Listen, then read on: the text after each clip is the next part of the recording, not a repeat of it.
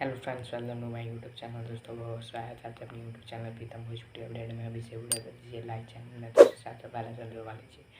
तो दोस्तों खेसारी लाल यादव जी का नया गाना आ रहा है। जी हाँ दोस्तों, खेसारी लाल यादव जी का नया भूचाल मचाने वाला गाना आ रहा है, जिस गाने का नाम होगा दोस्तों लव वाला डोज। जी हाँ दोस्तों, लव वाला डोज नाम काफ़ी यूनिक है। पोस्टर आप यहाँ पर देख सकते हैं। खेसारी लाल यादव, रितु सिंह इस गाने में एक्टिंग करते हुए नजर आएंगी। बाबजी फिल्म का गाना है। गाने तो लिखा है यादव राज, कुंदनप्रीत और आज़ाद सिंह जी ने। और बता दूं कि बाबजी फिल्म का बहुत ही बड़े फिल्म का गाना है, जिसके प्रोड्यूसर है रत्नाकर तुम्हारे यानी वर्ल्ड वाइड थे ऑनर। और इसी का गाना लव वाला डोज तक आज ही सुबह में रिलीज हो चुका है, सुबह 6 बजे में। तो 6 बजे बाद देख रहे हैं, तो अगर आपने गाना सुन लिया है कमेंट में ज़रूर बताइएगा।